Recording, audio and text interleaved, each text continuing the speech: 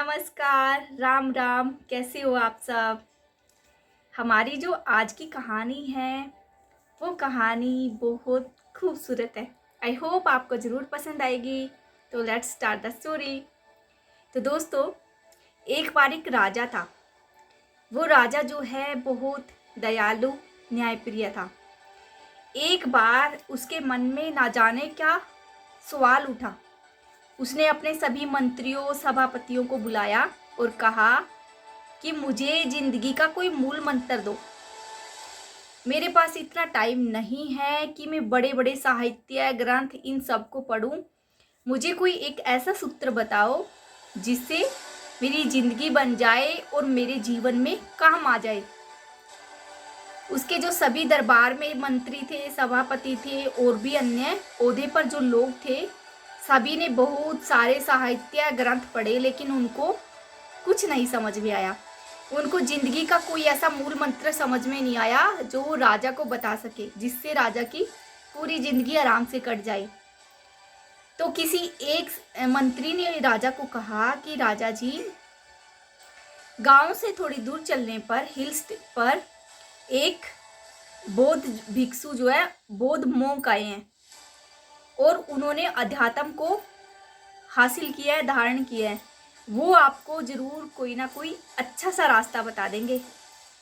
राजा अगले दिन उस बुद्धिस्ट मोंक के पास चला गया और अपनी सारी उलझन, सारी टेंशन, सारी इच्छाएं उसके सामने प्रस्तुत की। उस बुद्धिस्ट मोंक ने कहा कि बस इतनी सी बात, आपकी इस बात का तो मेरे पास चुटकियों में हल है। उन्होंने एक ताबीज निकाला। वो ताबीज जो था उसमें रेड कलर का एक नगीना नग लगा हुआ था। उस बुद्धिस्ट मंक ने राजा को कहा कि हे राजन, जब भी आपको लगे कि आप चारों ओर से समस्याओं से घिर गए हैं, you don't have any alternate option, आपके पास कोई भी रास्ता नहीं है, आप बिल्कुल मुसीबत में फंस चुके हैं, बस आपके सामने अब तो मृत्यु है, तो उस समय इस ताबीज़ में जो नग है उसको निकालना और इसके अंदर जो एक स्लीप है उसको पढ़ लेना। वो आपकी ज़िंदगी का मूल मंत्र रहेगा। बस राजा खुश हो गया, इत्मीनान से रहने लगा। इतने टाइम गुजर गए, सालों गुजर गए, 5-6 साल गुजर गए, राजा के सामने ऐसी कोई भी चुनौती नहीं आई। राजा के मन में कई बार सवाल आता कि क्यों ना मैं इस ताबीज को खोल करके देखूं कि इसके अंदर क्या है। फिर राजा को लगता नहीं नहीं, ये नग निकालने के बाद तो ताबीज जो है भद्दा लगेगा, खराब हो जाएगा, तो वो ऐसा करके छोड़ देता। कुछ साल गुजरने के बाद राजा के दरबार में सूचना आई। राजा को पता चला जो पड़ोसी कंट्री है, एनिमीज है, उन्होंने उसके राज्य पर आक्रमण कर दिया है। अब राजा के पास कोई चारा नहीं था। राजा जो है उन एनिमीज से लड़ नहीं पाए और राजा की हालत ऐसी हो गई कि उन्हें अपना साम्राज्य छोड़कर भागना पड़ा। अब उसके पास कुछ नहीं था। वो भागता रहा अपने घोड़े पर सवार होकर। जो एनिमीज थे उनके घोड़े भी, उनके घुड़सवार जो उसके पीछे लगे हुए थे उसको मारने के लिए।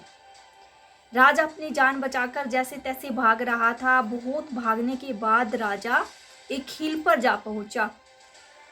थोड़ी दूर हिल पर चलने के बाद राजा ने आगे जाकर देखा कि एक खाई है, बहुत गहरी घाटी है जिसमें गिर सकता है। और पीछे जो है राजा को अपने एनिमीज के घोड़ों की आवाजें आ रही थी। अब राजा के सामने कोई भी चारा नहीं था। अचानक से उसको अपने ताबीज की याद आती है।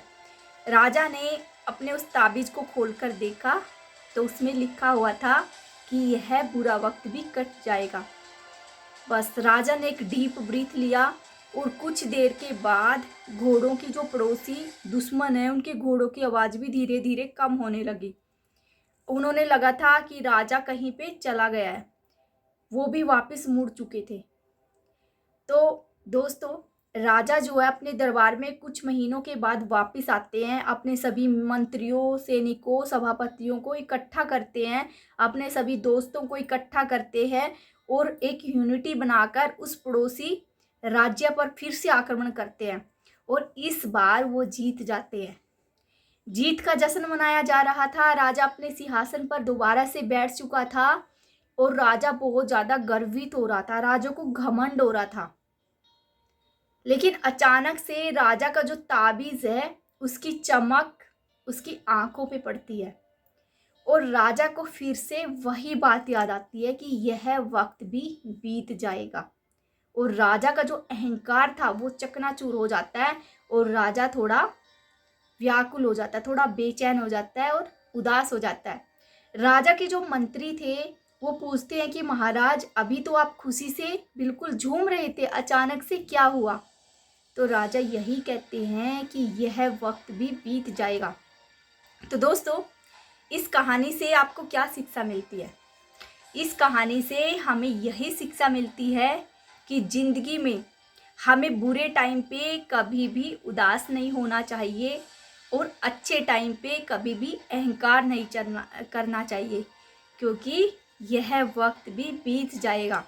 जब भी आपके पास कोई परिस्थिति आए, कोई चुनौती आए, उसका सामना करो और याद करो उस बात को कि ये बुरा वक्त है, परमानेंट नहीं है, टेम्परेरी है, ये गुजर जाएगा।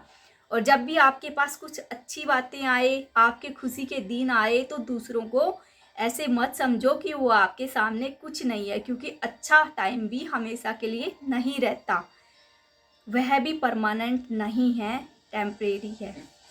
तो कैसी लगी आपको मेरी कहानी? Please mention in comment box. इसी के साथ मैं आपसे विदा लेती हूँ। कल फिर मिलते हैं एक नई कहानी के साथ। तब तक के लिए धन्यवाद। आपका दिन शुभ हो।